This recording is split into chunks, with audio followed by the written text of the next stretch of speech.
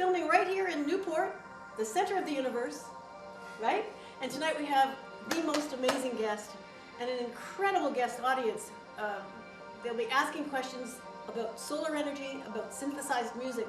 And Ben, Dr. Ben Luce, who lives here in Newport also, one of the gems of this little society, is working as, well, he'll tell you all about it, but synthesized music with digital art is a wonderful form of entertainment, relaxation, sheer beauty. And now, speaking of that, welcome Ben. How are you? Thank you, Heather. I'm well. I'll turn off your music. That is so relaxing. I'm surprised I got through the monologue. I could actually fall asleep. In fact, most of my audience probably did. I don't know how to turn that off. There you go. It worked. That's a good solution. Welcome to NEK-TV. Anyway, so why don't you talk to us a little bit about what you're doing, and then we'll all ask questions. Yeah, so there's many sides to this, but let me start on the solar energy side. I'd love that. So I became very concerned about climate change back in the early 90s.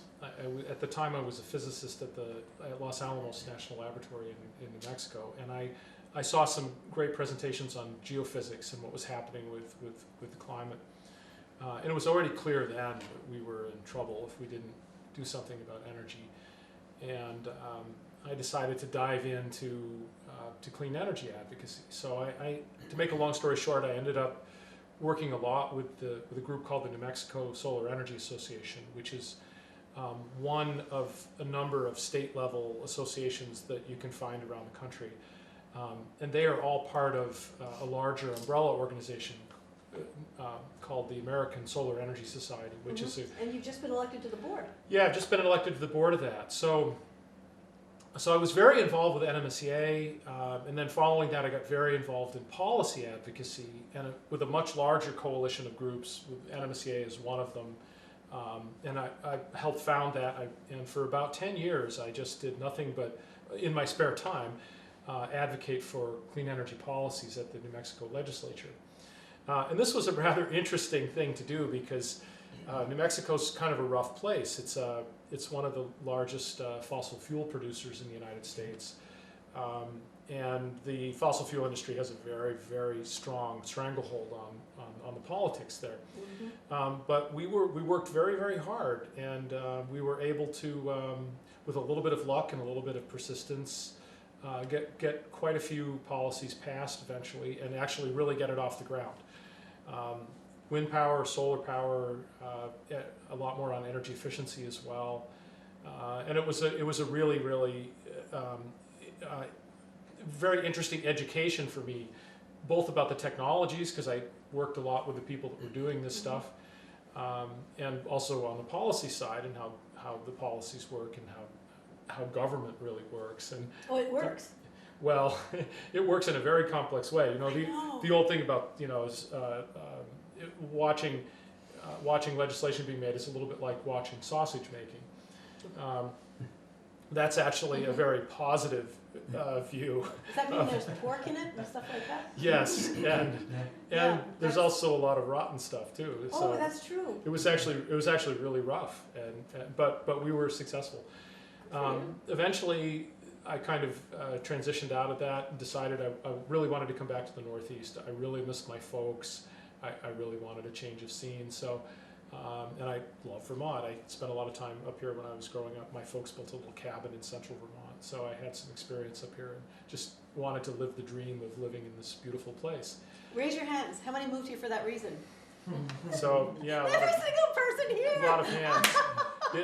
This is a remarkable place to live. I love it. And actually, so is New Mexico. It's very interesting. They're both, two corners of the United States that New Mexico calls itself the land of enchantment. And it is in some ways a very, Vermont is sort of a counterpart to it. So I've been here for about 15 years now.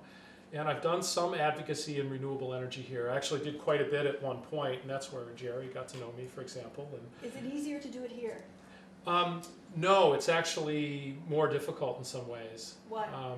Because Vermont doesn't have a real nonprofit renewable energy group. It has, it has a nonprofit group, but it's an industries group. So So it's corporate owned. yes, and driven, and so there's that brings in a whole other set of complications into things, and so I've done some advocacy here. I think I had some real impact a couple of times at the legislature on certain things, but the other thing was being a college professor with a very heavy teaching load, and being far from Montpelier And tenure. and all that stuff that I had to work I at. remember. I didn't have much time to really go into the legislature, so that's the other main thing is my activity on that was very sporadic. If you could start a group or invite people to be your lobbyists for this goal, how would you? Well, so I've gotten what's happened is last year I decided to get much more involved, and I started a new organization which is called Renewable Energy Now, and I sort of founded that, and I was working with a group of local people, and I went out to sort of spread the word about this to a conference in New Mexico. It turned out the annual conference of the American Solar Energy Society was there last year. It was a chance for me to go back and reconnect with all my old friends, and we had our 50th anniversary celebration for the group there, and which was wonderful. But that revived a lot of connections I had with people there, and then the next thing I know, they were urging me to join ACES again and be involved with them directly. In fact, they're prompting me to actually become the chair of ACES. So Would that be good, or would that take you away from your work? I would like to do it. Okay. It would be good, but I'm going to be very careful about not biting off too much and trying to do those duties very, very narrowly and carefully. Being on the board is wonderful. Delegating is very difficult. Do you have an active board? Really It's actually a really, really good board. excellent. Yeah, it's a fantastic organization, and they do stuff all over the country. They run the ACES National Solar Tour. They run all kinds of educational programs. They have a national magazine, and they're very effective. And what I'm really interested in doing is just really trying to contribute. And that's all I ever wanted to do with these groups, was just really contribute to helping them move. And I think I can contribute a lot to ACES. Okay, there are its people in this education audience who I'm side. sure would be wonderful on that project. I will not name them because they'll talk to you privately, but we have some excellent people around here. Yeah, so, well, what I'd like to do is get a state chapter of ACES going, both sort of on two levels. One, people that are enthusiasts and want to be involved in helping promote it generally, and also students. There's a renewable energy training program at Vermont Tech, and Okay. I'd like to get a student chapter going there. Okay, what is your contact? I'll make sure it's put under your name when, You mean at Vermont Tech? well, wherever you'd like to be contacted by people who would be interested in Oh, helping. well, I think the RenewableEnergyNow.org group will probably become that Could you leave me a card on that? chapter. Yes, and it's just Renewable Energy Now. Yep. Okay, .org. .org. Is it just REN? No, it's RenewableEnergyNow.org. Big words. Yeah. Okay, you'll I was just- actually surprised I could get that URL, but I did. .org. Please Yeah. do. Okay, you'll leave me that so I can have it in my box so that they can edit this and put it under you. Because there's nothing I dislike more than tuning in halfway through a show and not knowing why I'm watching it or who I'm watching. Right. And I realized, yeah, that's I call that the last 5 yards principle. It's making that last connect, It's that true, critical it's like- connection. I turned into a hockey game and I'm watching somebody talk about renewable energy. What's that all about? Yeah. So this is going to be good. I'm really happy you're here. You're also are thinking of fundraising with your Moog music, synthesized Moog music, Yeah. Polymoog. So this is the connection there is that if you're a board member of an organization, one of your duties is to try to help raise funds for the organization. And it just so happens I was thinking about putting on a series of concerts, and then one day it occurred to me, hey, I could do these as fundraisers, and I could kind of promote the cause that I want to promote using the music as an inspirational thing. And a lot of the music I'm making, I think, fits it well. The music you were playing at the It's beginning beautiful. here, it sort of has the right feeling for it. I put on concerts as fundraisers for 25 years. I have no talent, but I know a lot of people with talent. So I would put them on in my backyard. Well, we have to talk. But I found that the money, we didn't want to take it from the audience per se. We would put their names on the program, which I would type up, print out, and run off at the school. Yes. So we had no overhead, and all the musicians from out of town stayed at my house. and nobody died from my cooking, so they came back the next year. But I did that for 25 years, and one night we raised over $11,000, and one night we didn't. But you know, it was all in the program that we raised the money. So I will talk to you about that, because when you asked in your write-up, you said you'd ask for donations or come for free, and that's a wonderful thing, and you do want to spread the music and the word. But if you really want to raise money, you let people come in, donate what they can, auction off a few things during the show if you're doing it in person, not online, and get that program sponsored by people who will benefit. Right. I agree. There's a lot of angles to this, and definitely the concerts will be free. So, and I don't want people to feel inhibited about not coming because they feel pressure to donate or something like that. I don't want people to feel any of that pressure. You charge $3 a pop. I'm just really looking for those who have the means and who have the interest to do so. That'll be great. And we'll have a good time otherwise. Oh, for sure. And if it's streaming. Yeah, the first concert won't be streaming. That's on the 28th. But yeah, I'm not going to stream the first one. Where is it? But so the first one will be at the Alexander Twilight Theater on the campus of NVU Linden, Northern Vermont University in Lyndonville, Vermont. It's 1001 College Road in Lyndonville. And the Alexander Twilight Theater is this beautiful theater, and it's right on campus, and it will give me a chance to kind of really test, really get all the tech working at the theater for the first run. Will all your students be there? Well, I don't know all of them, well, but some of them you don't hopefully. pass unless you come to this concert. We have some great students there that are in the music business and industry program, and I have a good relationship with some of them. I teach them electronics and acoustics and things like that. So they should have some interest in it. And they're really great folks. They're taking physics, most of them too, right? Well, some of them are taking physics, but some of them I just teach electricity and electronics, and they build effects pedals for their guitars and things like that. And so yeah, we're really good time with that. How do I build an acoustic guitar? Well, in the next classroom, you just go down to home ec and enjoy that. Yeah, I don't know how to do that. No, neither do I. I mean, who does? It's all new now. ZZ Top sort of thing. Oh, that's my era. Sorry, folks. In fact. So let me segue from that into the synthesizer side of it. Here you go, Mike. This is for you. So the synthesizer side of it is that my dad was a synthesizer designer. He worked for Moog Music. He was actually the head of engineering there for almost the entire run. It actually became president towards the end. He designed a number of important synthesizers. One of them is best known for is the Polymoog, which was the first fully polyphonic synthesizer, and it's a sound. The sound of that synthesizer factors very, very heavily in my music. Mm-hmm. Not because it's my dad's instrument, because it's just this beautiful cosmic sounding instrument, and I can create these beautiful sonic tapestries that lie behind a lot of the music, like the shimmering keyboard sound. Well, that you were listening to at the Brian introduced me to the fact that your dad was working with someone who did the Stanley Kubrick movies.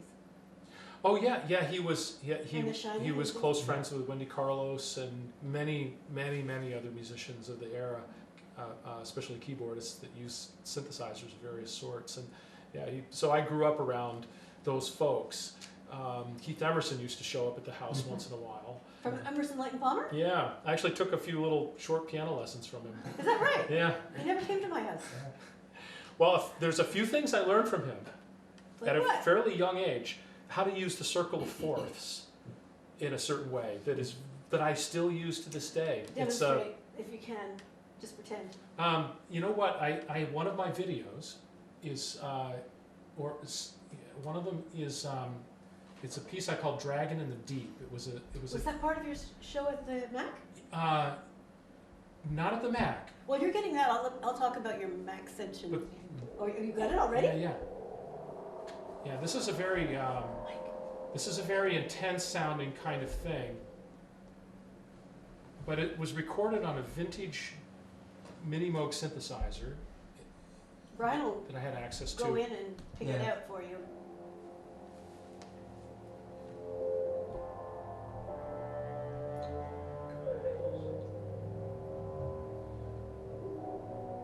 And this piece is kind of foreboding, has a lot of that kind of feel to it, and it uses a lot of this the kind of compositional techniques that Emerson was famous for.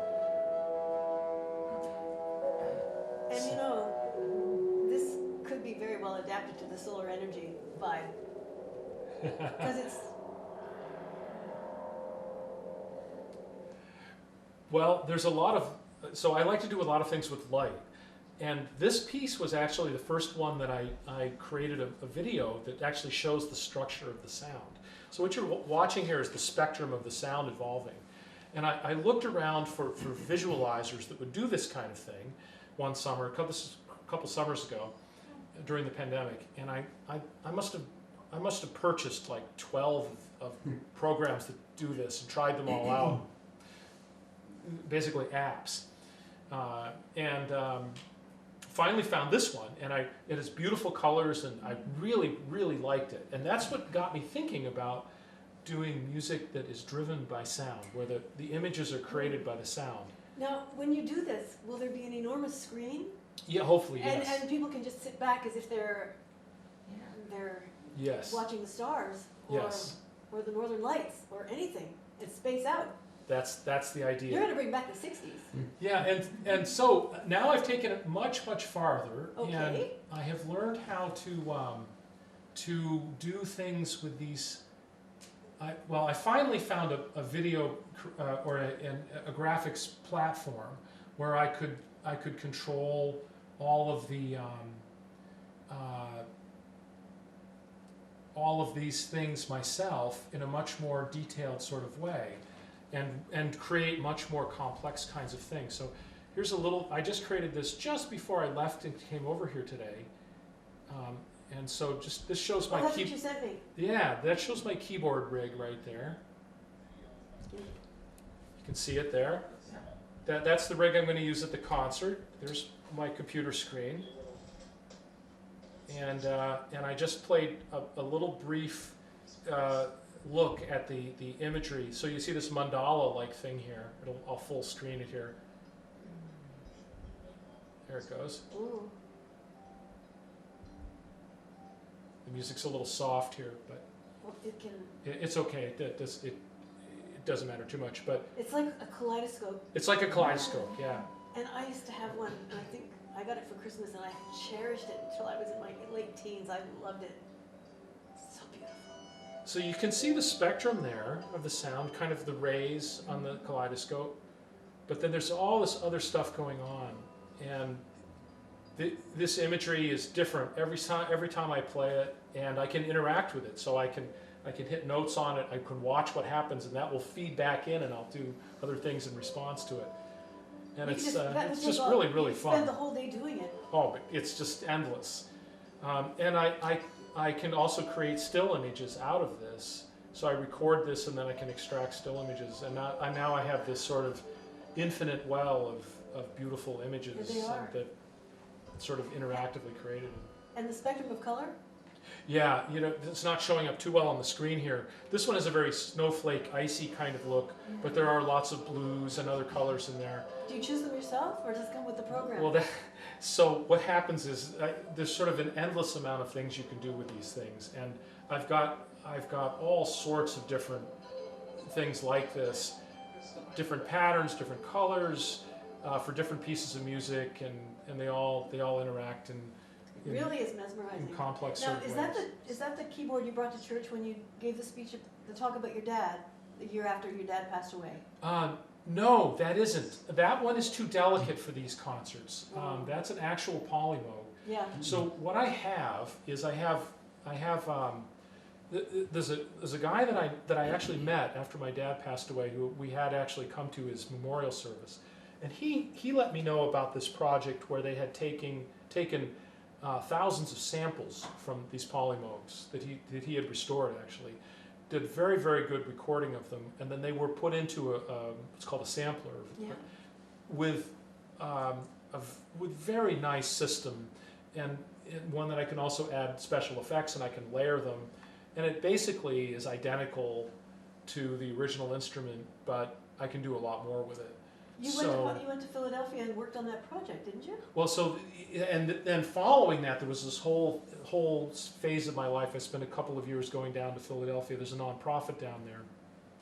It's called the Electronic Music Preservation and Education Program. And that actually led me into a whole other thing that we probably won't get into tonight, but it was actually studying and researching the circuitry of all these old vintage synthesizers. And I started actually creating simulations of these circuits and actually then making music from the simulated circuits. So I built a set of computer programs where I could play something, and then it would take all the performance information, feed that into a simulation of the actual detailed component circuitry of the synthesizer, produce music, and the next morning I would wake up after it would run all night long, and it would produce basically an absolutely perfect simulation of Does the it actual distill all instrument. music into some sort of chord conspiracy? Well, it just Everything falls into place? yeah. I mean, I just get this beautiful piece of music Oh my God. out of it, and it sounds with you know all these very subtle. So I did a lot of research on why these vintage synthesizers really sound the way they do, and it turns out they have a lot of distortion characteristics and subtle characteristics in the circuitry, which in part is just the result of the era that they were built in. Yeah. They were sort of natural imperfections being managed by people's knowledge and their interaction with the instrument as they were building it. And the result was beautiful. They came up with these beautiful sounding instruments, like the Mini Moog synthesizer and the Poly Moog. Do you see many of those around now? Do you see some of the new musicians using them as they did in the past? Because I do hear the music. Yeah, there's been a huge resurgence of interest in vintage synthesizers because they sound very good. And now you have this sort of infinite universe of these old instruments coming back, but also a whole new, there's also all sorts of new instruments that the people are creating, both virtually and in actual physical hardware, and sometimes a combination of both. Excuse me, who would you say, as a musician today, would be someone who's a young person who is perfecting this for that generation? It's hard to say because I don't follow a lot of other people, but there are a couple of women playing theremins, the instruments that you play with your hands in That's the air. what we were talking about, the old movies that go woo. Yeah, some of them are doing extraordinary stuff like that. You can do that with a saw. Oh yeah, right. It's actually very Oh wait, there's interesting. one Yeah. hanging behind you. Yeah, You yeah. know? It's a saw is a remarkable monophonic instrument. Actually. I love it. Yeah, yeah. I love it. Plus, I like to play the spoons, but you know that's why I'm not on my own shows. It's like, get up and play the spoons. Well, you know, I'd like to synthesize this, but wait, I had to go to my kitchen to get them. Well, so These are great. So I will be showcasing this, and I will have a modern clone of an old vintage Mini Moog. So I will be using that live, and I'm going to be doing one of these dragon pieces with that as one of the pieces that I play. How long will your concerts be? I think I'm trying to keep it around an hour and a half, an hour, not too long, but Are you going to stop halfway through and pass yeah, the I'll hat? probably have and I'll probably have a little intermission, and that will give me a break and give the audience a chance to take a break and maybe pass the hat Or play the 50-50? yeah, and we'll figure out the fundraising thing. I'm going to hopefully have a table with some literature there. People can go, some displays, people can learn about this. So let's go back to the solar energy thing for All a right. second. Yeah. So the slant that I have on this is that this is something we need to do in a very big way.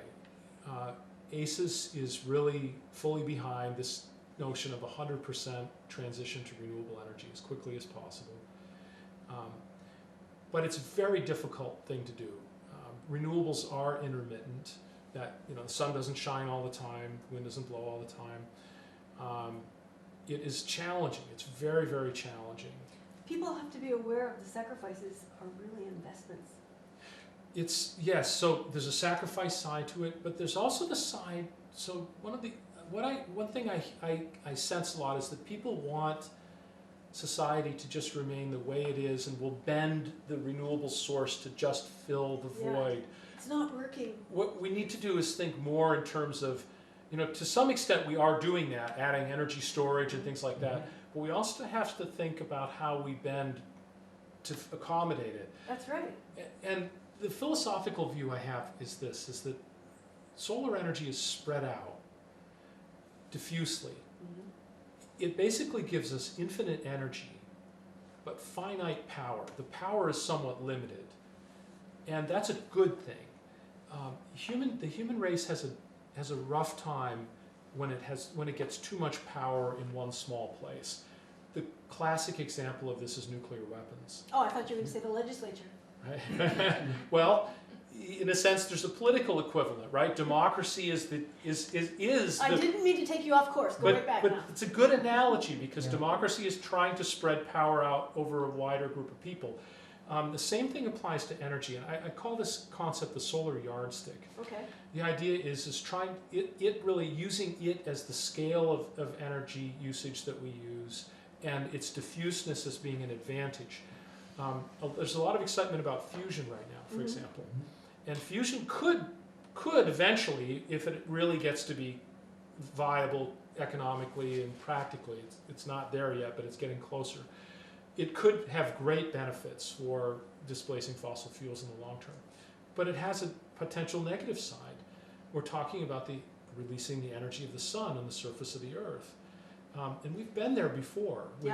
That's what nuclear energy was supposed to be too cheap to meter and be abundant, and free, and clean. Turned out it had a lot of really serious issues, and nuclear weapons always seem to kind of come along with nuclear energy. Whenever a country got one, it usually got the other.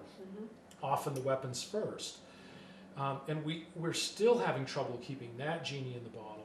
So one of the concerns I have is if we don't have an alternative to fusion, if fusion becomes dominant, for example, and suddenly people have access to unlimited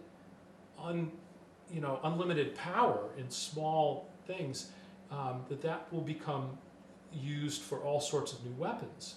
Beam weapons and things like that, which we already are developing. We already have those.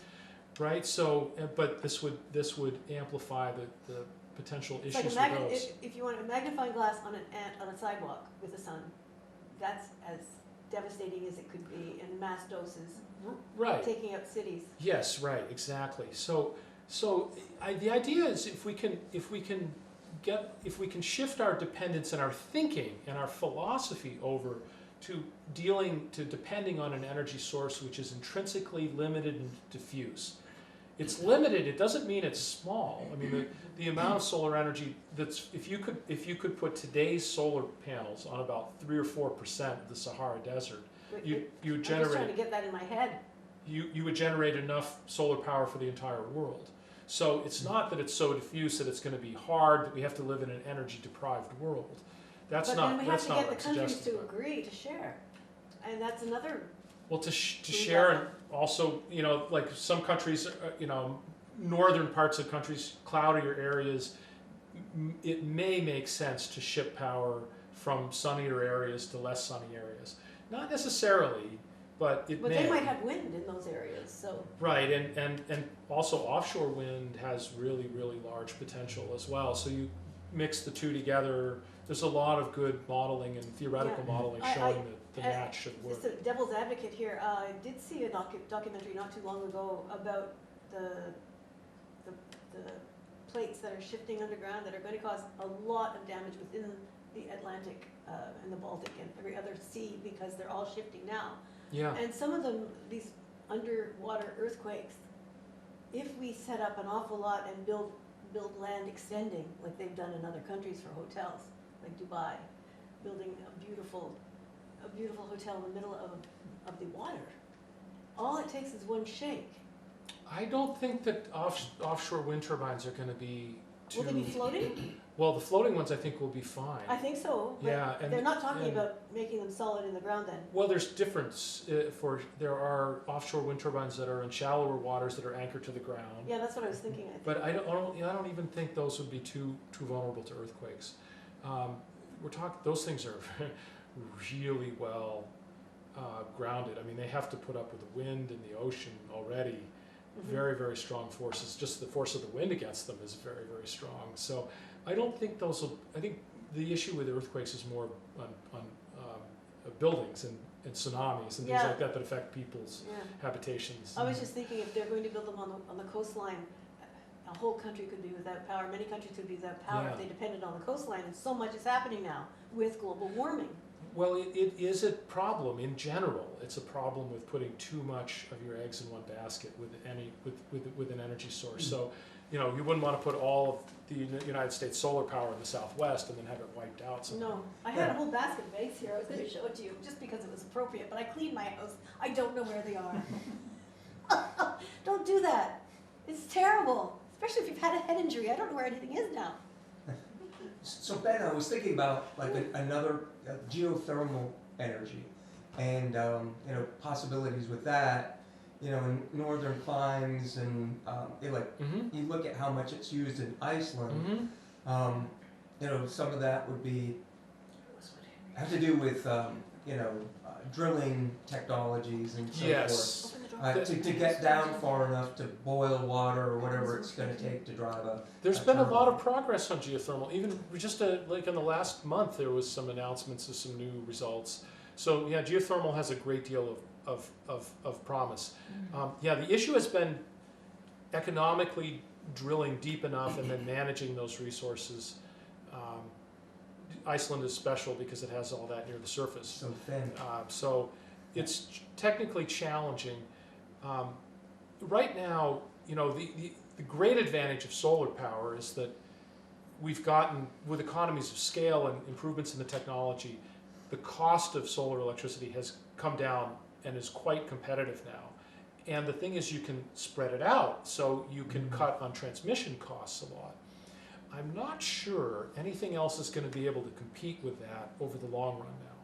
So it may be that we just have so much cheap, locally available solar power that nothing else can really can Nothing compete. else will make sense to develop.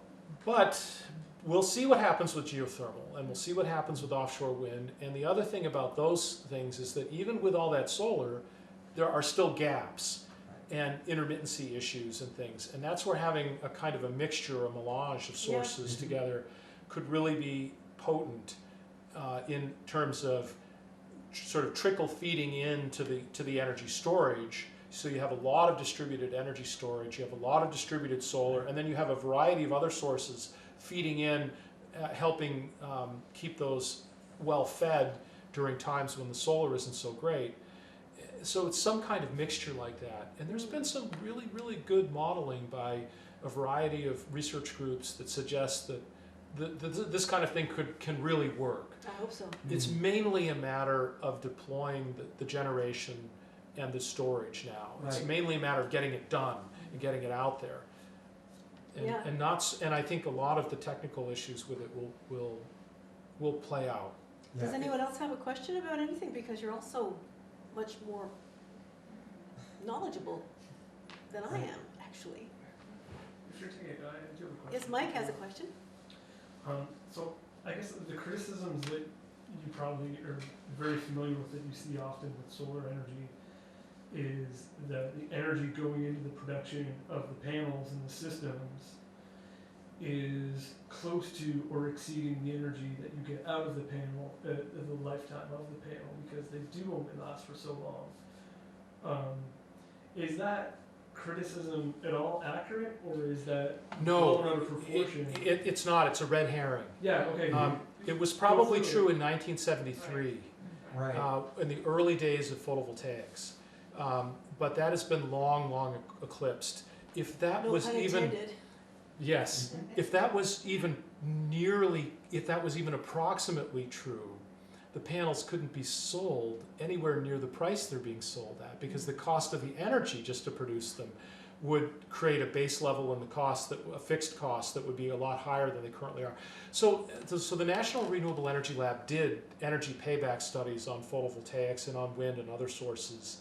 And typically, as of even 12 years ago, when some of those studies came out, already the payback time on photovoltaics was only 3 or 4 years.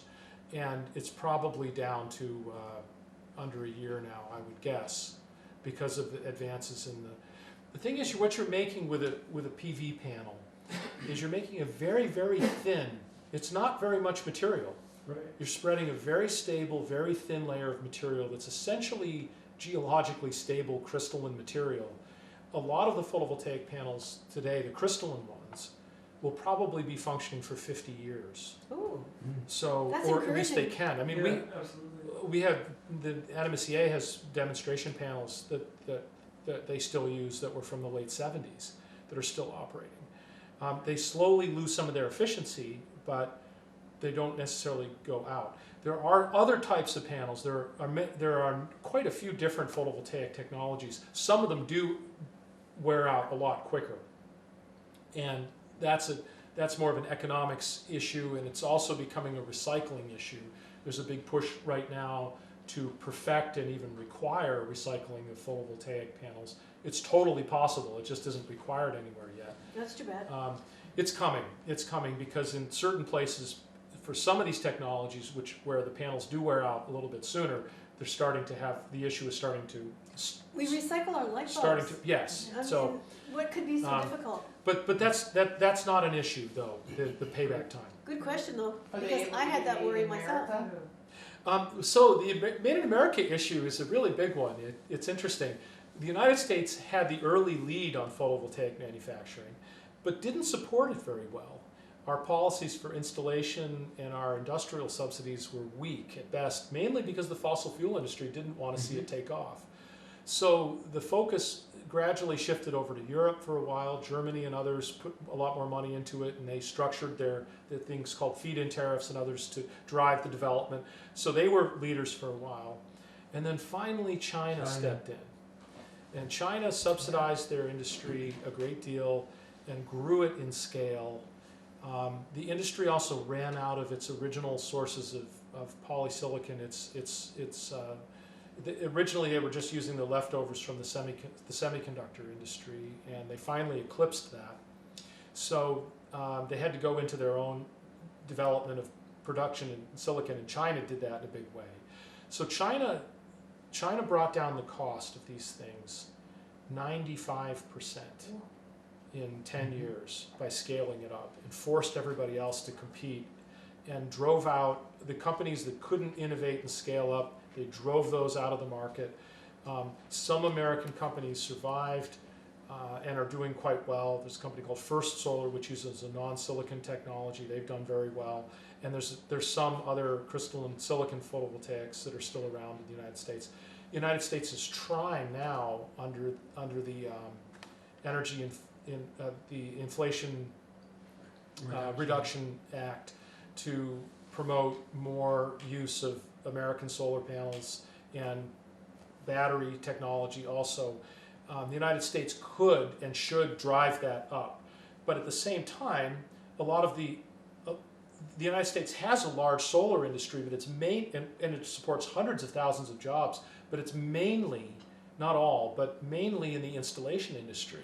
So the installers are saying, don't cut off our use of foreign panels just suddenly. We don't want to lose the installation industry. Keep that going, because we need that. That's taken decades to build up and train and everything, and then bring in American manufactured stuff as much as we can. Solar is often held to a higher standard than other things. I often get people complaining, oh, well, it's not American-made solar panel, but they're not complaining about buying sneakers from China at Walmart, right? I would never do that. I don't necessarily have trouble with using Chinese solar panels. With them, my concern with using Chinese solar panels is actually mainly on what were the working conditions that they were manufactured on, and what were the environmental impacts and regulations. And there actually has been, because of pressure on China from the external world, they've cleaned up their act more on, especially on the environmental side on photovoltaics. The labor side, I think, is a mixed issue, and we know, for example, that there are issues in Xinjiang. I think if I'm saying the name right, involving labor and things like that. So, and there's a big fight going on right now over import tariffs and how they apply to certain Chinese companies because they have components manufactured in a certain part of China that is connected with mistreatment of the Uyghur population there. So very complex issues. And slow to move along. Questions?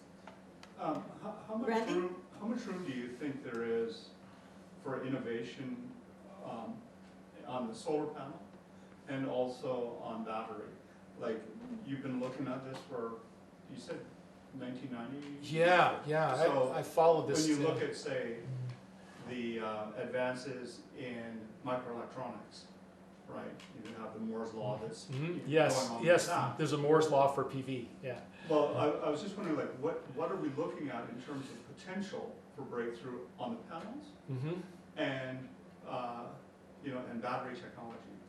So fundamentally, from a physics point of view, there's the potential to increase the efficiency a lot more than most of the modules that we're using today are about 20% efficient. There exist technologies that can push that up to at least 45% or so, or even higher.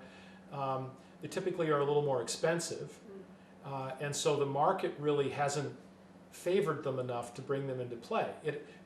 Actually, the efficiency we have, the 20% may not sound high to you, but this clear sunlight gives 1,000 watts per square meter. So if you're getting a 20%, you're getting 200 watts per square meter. That's actually a lot of power. So it doesn't necessarily, we don't necessarily need to push up the efficiency a lot, but if we could do so cheaply, it would make it even easier. So if we could get it to be 40 or 50 or 60%, there's even been some quantum dot technologies that suggest that we might be able to get up into the 80s or 90s. So the fundamental physics is there for efficiency increases. It's more of a practical matter of whether that can be translated into a market-favored technology. The battery side is much more complex because, well, the photovoltaic side, actually, there's a lot of different types of photovoltaics that potentially could be developed, and many people have tried with many different types. There's been some famous failures, for example, of some new photovoltaic technologies that got a lot of hype and investment and then flopped in the market because they couldn't get it, they couldn't make it competitive. But the battery side is even much more complex because there's many different types of battery chemistries. And you know, lithium ion has gotten way out ahead of everybody else. But there are ways, like lithium phosphate, there are ways of improving the safety of those. So there's a lot of potential for innovation and change just within the lithium ion sector. And then there's a whole bunch of other battery technologies which are promising, and companies are working furiously on them. And every month you can find an article saying, from some company saying, we have made this fantastic new breakthrough, we can get this to, we're going to revolutionize the world of batteries in 2 years. Yeah. Every month a company comes out and says this. And a lot of that's based on real scientific progress. Whether But then the manufacturing problem. is really, yes. And so we don't know. And so I used to advise investor groups in New Mexico on photovoltaic technologies, which ones they should invest in. And I had one basic line. You know, it's the old cliche, but it's diversify. Of course. Because you pick any one of these, chances are it won't be around in a couple of years. People always used to ask me, you know, where do you invest? Do you invest in your airline? And I say only to be a good sport. And I don't recommend it to any of my friends because it only takes one bad accident or COVID, and you've got nothing left. Right. And so yes, diversification. It's a similar kind of thing, and so. I would say to invest in 5 or 6 and do your homework, and you know, even those all may be gone. Exactly. They didn't like to hear that, especially when this was at an invited talk at the opening ceremony of one of these companies. Well, So you're being honest with them, and you have to be careful that you're honest, because if you have a monopoly, of course they're going to promote their own product. yeah. But they have to have someone with a little wisdom and broad-mindedness to Well, get them. and as it turned out, all of those companies that started in New Mexico around that time with slightly new versions of the technology, they're all gone. None of them made it. Well, high five to you. And I'm sure a lot of people are grateful. There might be a few people. That's a funny thought. Yeah. Grateful to you. I wish they'd send me a little money for ACES, you know. Yeah. Well, you know, that's an idea. Well, so you know, we would like to have the industry really support ACES as much as possible, but the other side of the coin is, it really is important to have a nonprofit advocacy group out there that's not controlled by or dictated to by the industry. Exactly. There is something called the Renewable Energy Industries Association, which is super important. Where are they headed? Well, they do all the lobbying for the renewable energy industry in Washington D.C., for Okay. example, and they're great. And they're great, and we need Yeah. them. We need them absolutely. But we also need this other group on the side, which is more of a citizens group, which can look at the issues objectively and Yeah. say, well, When you talk about lobbying here in Vermont, is there anyone lobbying for this at our state house? well, there is. It's a group called Renewable Energy Vermont, which is an industries Oh. association. Yeah, I've seen them. They're like the National Renewable Energy Industries Very, Association. very good. And they're good at lobbying for their industry. But this can be a problem because it could be, and it has been, I think, at times, that the agenda of the particular businesses that are in that group may actually conflict with the public interest of what the renewable energy policy should actually be. Does anybody else have any questions? Because there's so many. Go ahead, Randy. Just to follow up, now obviously, nature has different inputs, and plants are not necessarily trying to optimize for energy efficiency. But I'm just wondering, and maybe this is not your field, but maybe if you know, it'd be wonderful to hear, if there's an intersection between photosynthesis and photovoltaics. And Yes. what's being discovered there? What's the sort of efficiency comparisons? Like all these solar panels that we see, they're little green small Yeah, things. Yeah. chlorophyll. How efficient are they? So Yeah. it turns out plants are terrible solar converters. They're terrible. Unless you're an algae just floating around like multiplying by the million. Yeah, the average efficiency of a plant on on an annual sort of basis is like a tiny fraction of 1%. So the solar panels you see on people's roofs, the solar electric panels, are hundreds of times more efficient. So no comparison. As you said it. You hit the nail on the head when you said plants are not optimized for that. If the plants around us were good solar collectors, they would be 10 miles. This would just be a giant lake. There would be like 10 miles deep of wood. It would be like the world would be covered in a giant wood glacier, solid. They're actually terrible. And yet, look at all the plants around us. So that speaks of the size of the solar resource. The solar resource is hundreds of thousands of terawatts of power coming in. It is an awesome resource. People think of, I said it's diffuse. It is diffuse, but compared to fossil fuels, people like to think of fossil fuels as sort of being big and powerful because they have a lot of political power. We use them a lot. We depend on them. In fact, if you compare them, the way I think about it is fossil fuels is this little minuscule thing. And solar energy as a whole, as a resource, is gargantuan. It's just that we're just starting to use it. Yes, Jerry? A couple of things, and I'll let you answer them after I'm done. One thing, there was a TV show on 2 or 3 nights ago, I think it was 60 Minutes, and I was watching this, it reminded me of Ben and his father. It had to do with this, I can't remember his name.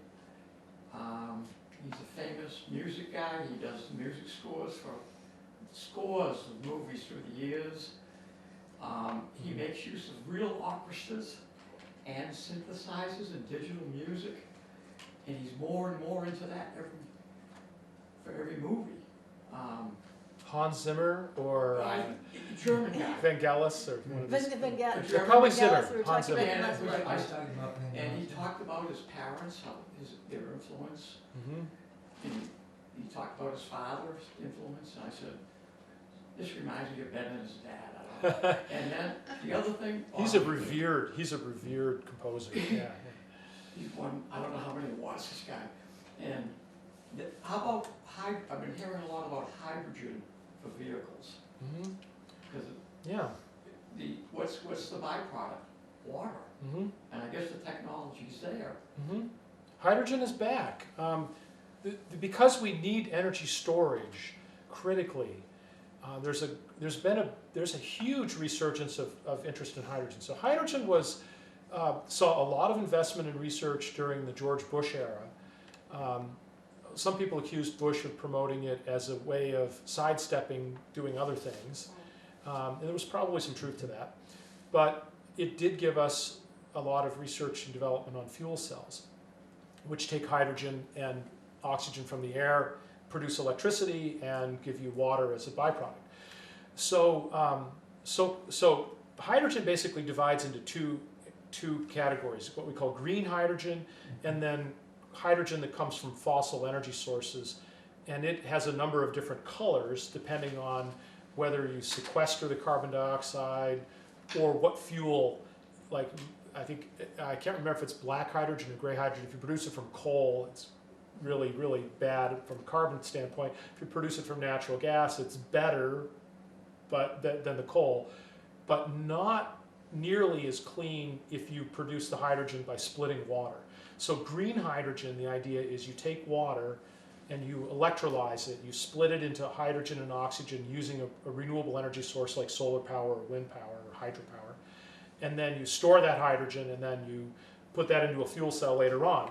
So, so right now, the hydrogen industry is rebounding, and the fossil side and the green hydrogen side are both rebounding. The green side is a lot smaller right now than the fossil side, but there's a huge amount of interest in it, and it's considered to be very as a promising looking addition to batteries.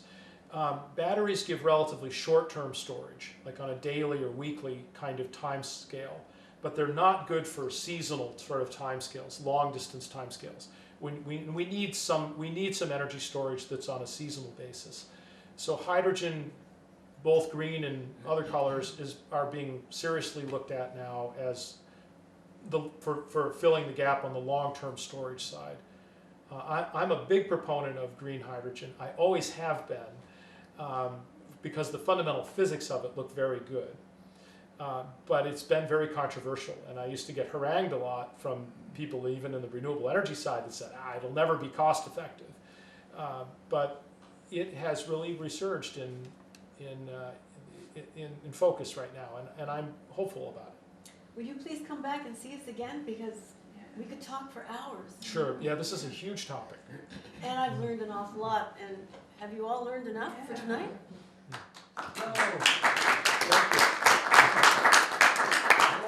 So, ladies and gentlemen, there are just a few things I want to add. First of all, thank you to Dr. Ben Luce. He's a Newport resident, which is so exciting for us because he's at the top of his game, and we have him. And so, if there's any information down here that's going to be put on by the editor of this show, please contact Ben if you'd like to be involved in any of the lobbying groups or join any of the nonprofits as a volunteer fundraiser, or if you're interested in the concerts. I'll try and get a list of concerts listed here. If not, the phone number will be there and Ben's contact number, so you can attend or stream the concerts and get involved that way. The music is wonderful. The visuals they'll take you into another universe. So I highly recommend them, and it's for a great cause. It's for our future. And we usually have, we won't be having a Gaelic song in this show because it's not quite moog enough. But we will promote this book.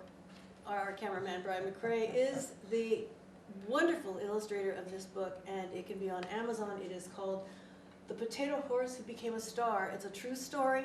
It's fantastic art, and it's a terrific story, inspirational.